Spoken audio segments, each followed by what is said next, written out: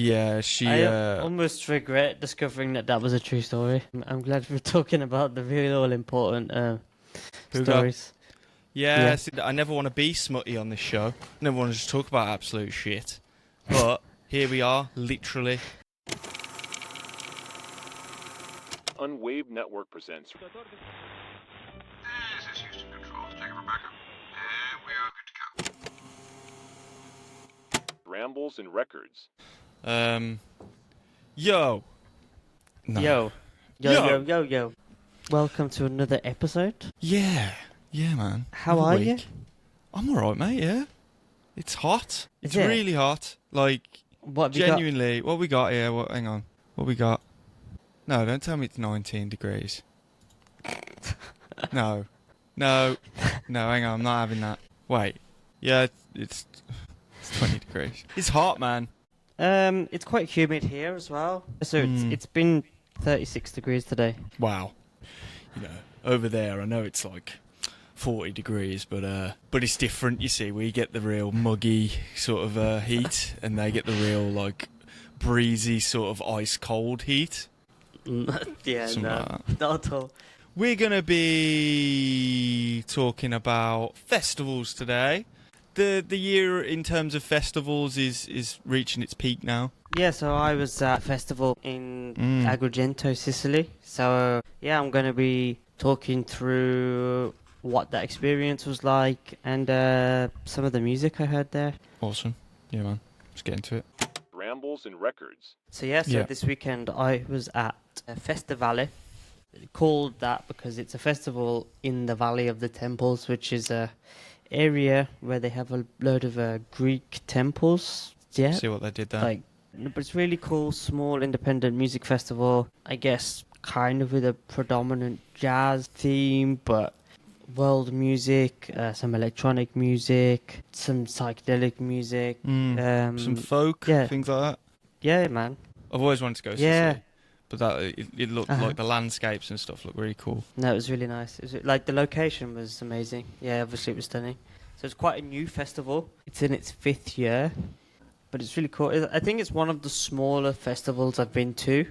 In terms of, like, capacity, it's probably, I don't know, a few hundred people. Like, Oh, really? It's not a lot. I Yeah, got yeah, that yeah. impression when you were sending me videos and stuff. I did think, like, wow, it does feel a bit intimate. But considering how scenic it was, I mean, that's if the music's great, I think that's kind of a plus, isn't it? You may well be experiencing something that you won't be able to experience due to its popularity in years to come. Yeah, no, it was really cool. The fact of how intimate it was, but, like, how amazing the music was as well. Like, the quality of the acts, you know, was very top tier. Did you have a few Yeah. margaritas? Margaritas, no, but did have quite a few mojitos. Are you on the mojitos now? Yeah. That's sick. Mojitos, probably one of my festival staples, to be fair. Especially even Okay. in a hot country, Oof, you know. refreshing. Fresh mojito goes down well. Mm-mm. Actually, so one thing as well that I'll add is the schedule was quite relaxed, which is something new. So, like, compared to going to a big festival like Glastonbury or Primavera Sound, where you have got a lot of acts on, one of the problems with that can be you're basically just running around from stage to stage. And, you know, there's a lot of clashes and you're having to decide who to pick over who, or missing half of the set, or, you know, a lot of back and forth. With this, it was, like, really relaxed. There was, like, I don't know, on average 3 to 5 acts a day over 4 days. Oh, Yeah. fuck. And there was no clashes, so because it was all scheduled so that you could technically go to everything. I like that. If I've you never wanted heard to. that. I've never heard that without some sort of sacrifice. Yeah, that's cool. It's a very laid back approach. I like it. So it's like, you know, every artist is, like, kind of very respected, almost legendary, or very exciting and up and coming in their own right. But they've, like, not just oversaturated the bill with as many people as they can. They've just curated, like, a nice lineup. Yeah, so discovered some new things, listened to some stuff I already like, some stuff I've already shared on the podcast. So one of them being Ebo Taylor. He played with his family band. That was a really Yes, nice man. set. As he's getting on a bit, he was in the wheelchair and kind of only did half the set. Like, he kind of came out later on. Fair play. But it was, No, I mean, commendable to see that he's still going out there and touring. Yeah, Hopefully- that's quite an important one, isn't it? There was a little bit of a discussion between our group about whether, like, hoping it's not something that they're having to do to make ends meet, and hoping it's more, something that he loves. Yeah. I saw a clip recently. I don't know if you've seen it, of FestiValle. Have you seen that Nah, clip of him that's gone viral? He's like nah.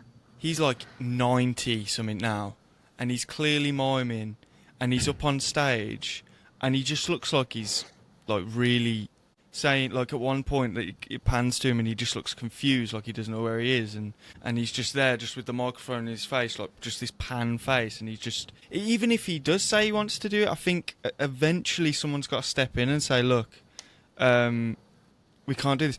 But what if he's contractually still obliged to do these things? Or what if there's a higher power which is forcing these people to do it? Yeah, you never know. You never know.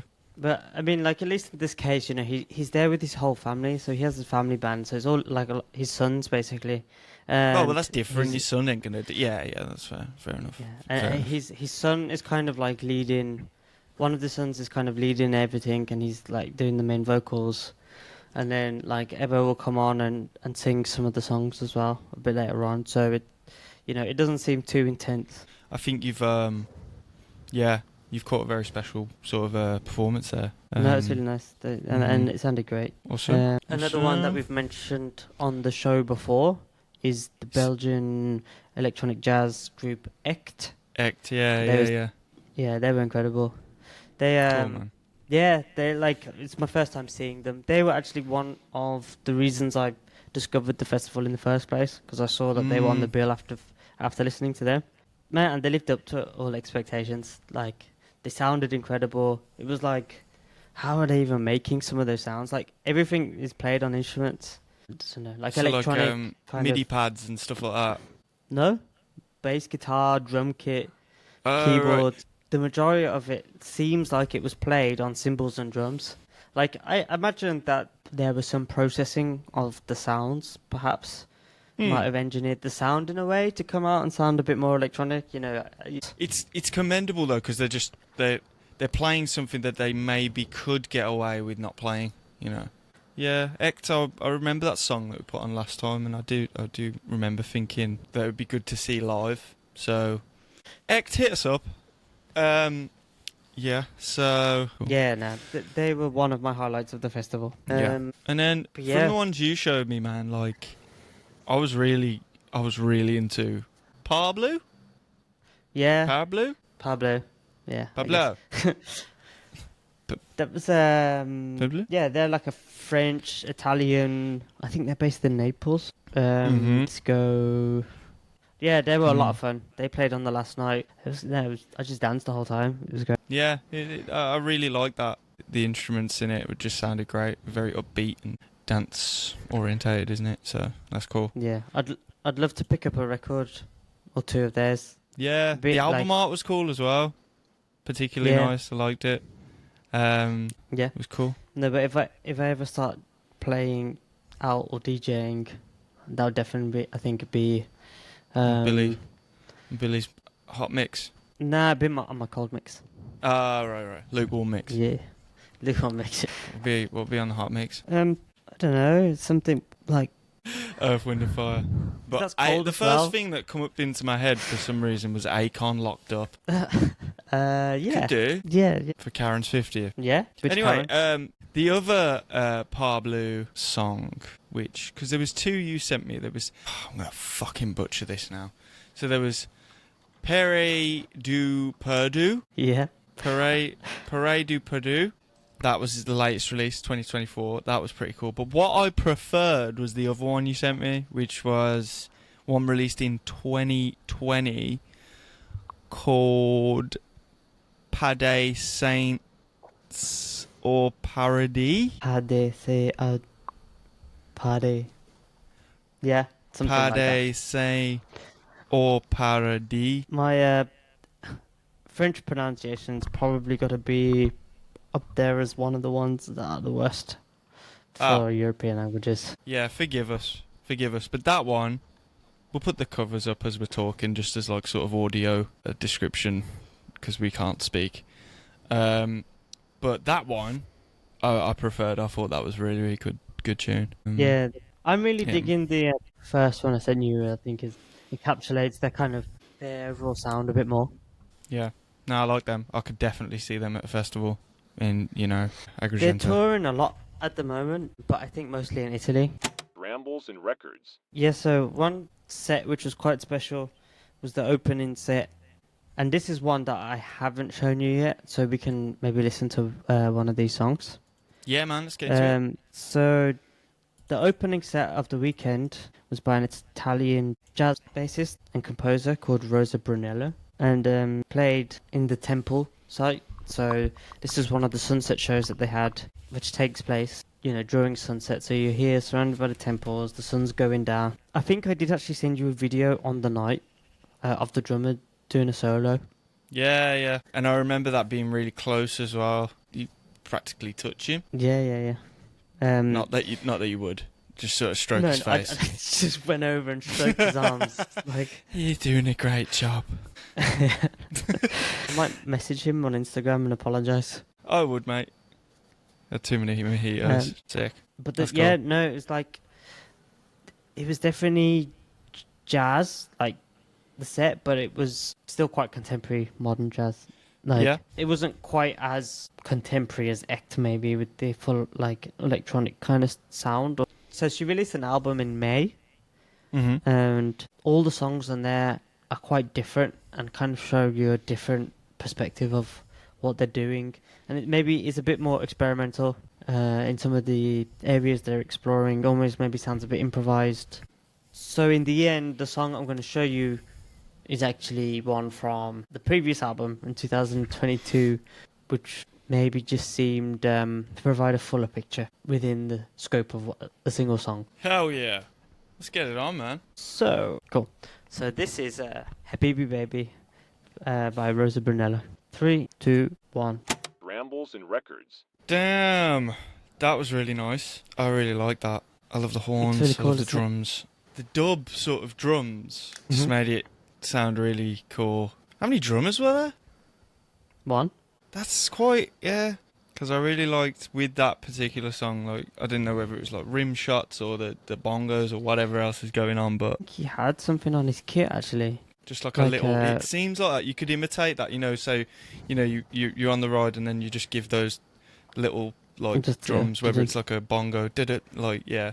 So I think that was he cool. did. The ride cymbal was like jazz, but then everything else was just something you wouldn't normally associate with jazz. So very, very nice. Yeah, no, really enjoyed it. Good little one to bring to the table. Yeah, so I'm gonna butcher some more names, but some other some other honourable mentions are João Bosco.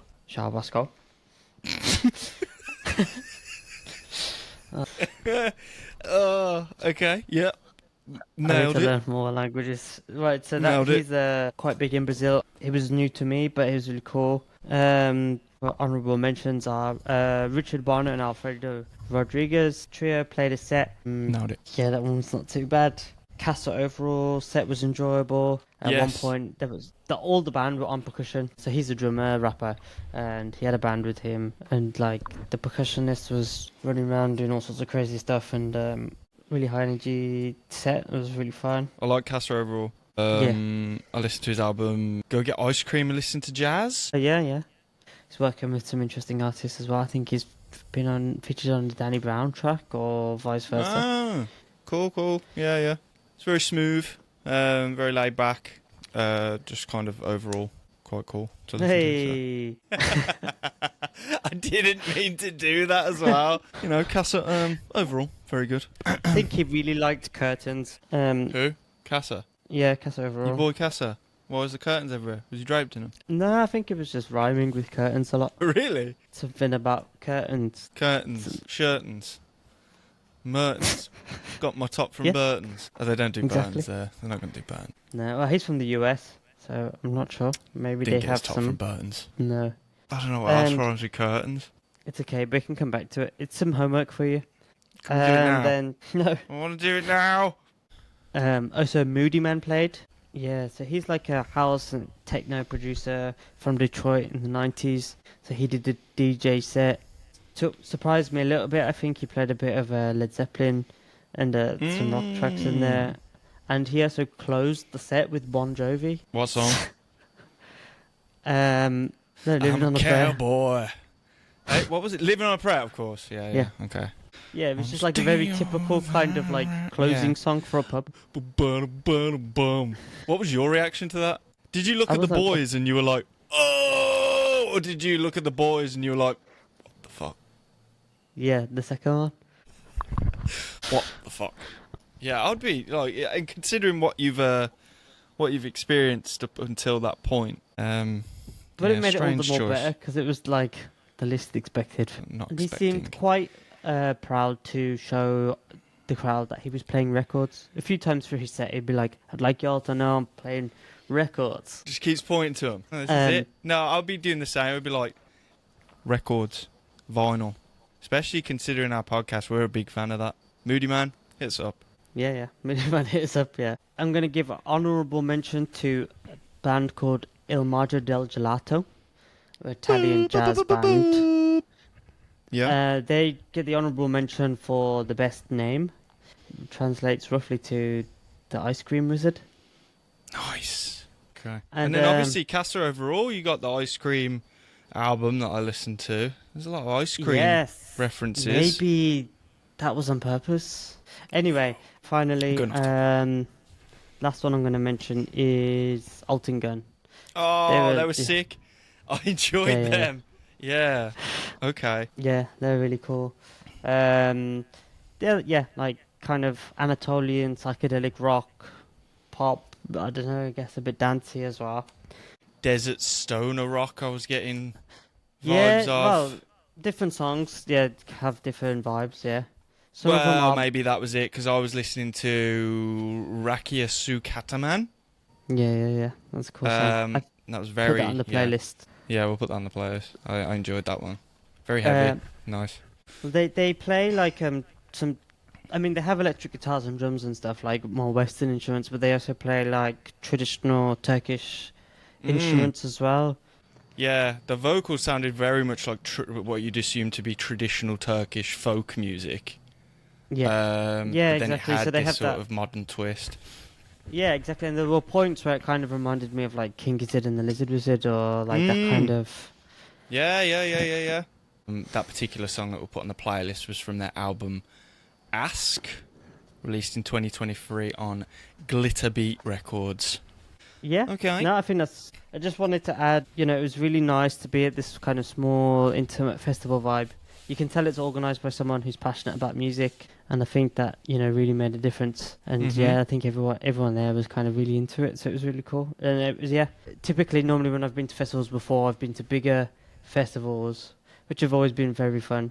But it was really nice to have this perspective of a smaller festival, and it was really nice. And I'd encourage anyone who hasn't tried it yet to take up the opportunity. Yeah, you've definitely sold it to me. Rambles N Records. What did you have? I did try a little bit with the Reading and Leeds thing, but I scrapped it because I weren't really into what was on. What was the state of it like? 'Cause I used to go to that a lot. So it'd be interesting to see how it's coming along. It seemed, what, do you mean like the lineup? Yeah. Okay, so headlining, you got Blink-182, Fred again, Lana Del Rey, Liam Gallagher, Catfish and the Bottlemen, Jerry Cinnamon. You got like Two Door Cinema Club, Spirit Box, Neck Deep, Fontaine's DC, Last Dinner Party, Pendulum, The Prodigy, quite low down on the bill. Skrillex, got Denzel Curry, we got what else? Viagra Boys, yeah, Loathe, Lambrini Girls, they were pretty cool. Rambles N Records. I'm gonna add this one story that came up every time I was at Reading and Leeds. So every time I was at Reading and Leeds. Are you going to mention Pooh Girl? Yes. Yeah, I learned about Pooh Girl today, man. Yeah. So, 2009 Leeds Festival. Did it really happen then? Yeah. I went to Reading 2009, 10, maybe 11. I went about 3 or 4 times. Anyway, and people were saying, "Oh, a girl fell in the toilets at Reading." I got to the point where I just thought, this is just a rumor that spreads every year. No, Like- it happened. It happened. I checked the local papers. I checked things like that. Spoogo notes. Yeah, here we go. Okay, so after finishing her business, she accidentally dropped her handbag in the toilet. But her handbag contained apparently around 400 quid, which is all her money, her phone, and her tickets home. So her life. But I'm thinking, why don't they just go out to one of the stewards and maybe tell them to get like a long pole or something like that first? But now she proceeded to kind of try and grab it. She went in head first, one arm first, and then kind of couldn't reach. So she put both arms in and then got her like shoulders all the way in. And then she went down and then she couldn't get out. Yeah, she was waist deep and shit. And I almost regret discovering that was a true story. yeah, man. I'm glad we're talking about the real all-important Puga. stories. Yeah, I never want to be smutty on this show. Never want to just talk about absolute shit. But here we are, literally. So Rambles N Records. What have you been listening to this week? nothing. I've just been reading about Pugo. No. All week. Record-wise, I went to a car boot the other day. Did a car boot. What, you sold some stuff, or? Yeah, I sold loads of stuff. In fact, I came home with an empty car because the people next to us were there all the time, and literally I didn't want to come home with any of the shit. I was like, look, you're here all the time, and he was like, yeah. I was like, look, this is all just going to go to the charity shop, to be honest. So if there's anything you want, like, feel free. It's like, just take it. It's, yeah, okay, fair enough. Just let me know at the end. Said, oh, yeah, okay. Is there anything that you want? He said, yeah, we'll have it. And I was thinking, What? It? Yeah. You know, and they literally took everything. I didn't expect. I thought they were going to go, oh yeah, we'll have that, and that. No, they took everything. So I was like, that's fine by me. Saves me a Fair job. play. So yeah, I picked up, well, only a couple, but I got Cat Stevens, Tea for the Tillerman, probably his most famous record, released November 23rd, 1970 on Island Records. It's got like his biggest songs on there. It's got Nice. Wild World, Father and Son. So yeah, really cool, strong folk album. It's very stripped down, and it's not something to get you going, you know. And then I got something to get you going, and that Okay, is ZZ Top, Tres Hombres. Nice. Yeah, man, or Tre Hombre. I don't know, more Tre. pronunciation issues. Released July 27th, 1973 on Warner Brothers. An absolute banger of classic blues rock. It's got LaGrange on it, so yeah, I give them a spin just to check they work, and they do work, thankfully. Another one I've been listening to is just this, Bill. Don't know if you've ever seen it before. Have they? How is it? How does it sound? It's good, man. It's good. It plays well. Yeah. So, for those that don't know, which would be everyone, when Billy came down to Birmingham, he kindly bought this record for me. Sick. Yeah, man. So, yeah, I give it a play. It's great. It was released October 8th, 1980 on Sire Records, produced by Brian Eno, marking his third collaboration with the band. And also, I read that this album draws inspiration from Nigerian musician Fela Kuti. Oh, cool. So, because it's got a lot of sort of African kind of polyrhythms, bit of funk in there. So, Yeah. yeah, man. Oh, nice. Yeah, it's a good album. It's very experimental. It's very, you maybe got to listen to it a couple of times to really appreciate it. Can throw you off a little bit at times, but it's a good listen, man. It's a good album. Uh-huh. What else? I gave this a spin the other day. Judas Priest. Peace, yeah. British Steel. Released April 11th, 1980 on Columbia Records. Yeah, probably their most notable album. Good solid metal album. And then, speaking of festivals, last month I went to Mostly Jazz Funk and Soul Festival in Moseley, Birmingham, Mm-hmm. and I picked up this album, which I don't think I've spoke about on the pod yet. The Dave Brubeck trio, but also featuring Jerry Mulligan, and it's called Blues Roots, and it's, well, Dave Brubeck is famous for jazz, so most notably Take 5, people would know. But yeah, this album is kind of like a jazz take on blues compositions. Okay. So, quite unique. Some songs that are a little bit out there, but ultimately, yeah, it's a nice mix. It's a good listen. So, I'm not sure if this album is on Spotify. If it is, I'll certainly put one of these songs on the playlist. And yeah, we'll go from there. But I picked up that at the festival. And you know what's cool, man? I'm seeing a lot of kind of pop-up little record things at festivals, like smaller festivals, which I think is cool. I think it's kind of something to take home with you from the festival experience. And then it got me thinking about how, like, festivals should release a double LP each year. What, of the festival? Of the festival on vinyl. Performances, yeah. Yeah, because I think it's, again, that sort of tangible memory. It's like a memento that you can hold on to. Yeah, I guess there would be a lot of logistics behind getting it recorded, pressed, finding separate the vinyl. labels, separate, like, yeah, maybe that's it, yeah. It's a lot of hoops to jump through that. I did notice at this festival, actually, a lot of the artists were selling vinyl on the merch stand. Yeah, a lot of logistics there, really. Yeah, But it would be I cool. didn't think about that. And then, but it would I be guess cool. If you, But, I yeah. guess realistically, you'd have to release it a few months later anyway, because it would need time. Yeah, be you couldn't pressed. just be like a mobile pressing plant, like on the fucking on site, like right. The performance is done. Get it pressed. Get it fucking pressed. These people want records. No, that wouldn't work. I read something about VR music festivals, and it kind of worried me a little bit, and I just stopped reading about it. But Oh, mate, that's you on know the what? rise. I think it might be, but I also think it's nothing to worry about. I don't think it'll. No, take I'm not off. worried about it. It's more just like, it's just a bit unnerving. I don't know. Like it's not that I'm against it either, because I don't think it'll ever take away the appeal or the existence of real festivals. But reading into it, I mean, it was kind of like developed and sort of first concept was brought forward in like 2016, and then I think like COVID had a big impact on it because they used that as like kind of the catalyst. And then from there, they've just been trying to refine it, and they've been kind of endorsing certain artists and certain sponsors to get involved, and it's becoming more of a kind of established thing. And I kind of get there are some pros to it, I guess, you know, in terms of like accessibility.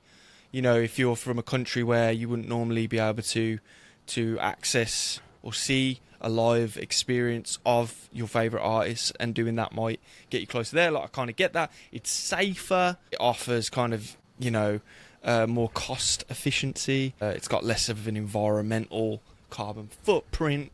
I was reading things like that. But, I mean, the cons outweigh the pros, I would say. Like, obviously, it's always better to just, like, kind of experience the real thing. I think it kind of goes against everything that festivals are meant for, and that is kind of human connection and that community aspect, and it's got that absence of like physical interaction, and it's going to create potentially this digital divide, I was thinking. Well, so I'm a bit, I know. I don't know. I know that there's like people like what's his face from Facebook, Mark Zuckerberg, Zuckerface, trying to push like the whole kind of virtual reality worlds and stuff. But you know, yeah, it's like you say, like the thing that we need the most as a species is, you know, human connection, and we need to be getting out there and seeing friends and being with real people and having these real experiences. And you know, like, what's the difference between going to a VR festival or just watching a YouTube video of a band performing at a festival in the past? Like, you're not having that real experience, but just at the end of the day, you're losing the most important essence of it all. It won't take long for people to realise it's not the same. I think it'll be a fad. I think it'll be something that'll sort of ebb and flow and then kind of disappear because people will realise that it's missing all the fundamentals. But it's a really interesting topic, and I definitely want to discuss it more in another episode. I think it's definitely something that I'm sort of interested in and worth keeping an eye on just to see where that goes. But ultimately, festivals are about switching off and finding an outlet to kind of like, I don't know, escape to, turn off everything that's going on in your life and kind of just enjoy yourself, meet new people, just kind of let yourself go. And I know we touched on it with Coachella a little bit as well, about how people are doing the opposite of switching off. They're actually switching on their phones and still living that status life of trying to upkeep their reputation in this place and this thing where you're supposed to be forgetting about all that. The whole the whole VR element is kind of nothing like that, is it? So yeah, you might as well, as you say, just be on YouTube watching it. But I don't know. I mean, as it develops as well, maybe you could try it in the future. Go, actually, this is pretty cool, but it's never going to replace, or never should replace, like a real gig. Yeah. What you said there is kind of nail on the head. Like, the best experience for me at a festival is the fact that you kind of escape into this world or this realm, and you're just able to just like live that like for a few days, and you're not thinking about the external problems. But yeah, that's something for another episode, man. I think we should wrap it up there. Leave them wanting more, you know. This video is sponsored by, I can't find anything, Pen. See you later. I thought they just sent one to me. Thanks, Pen. Cheers, Pen.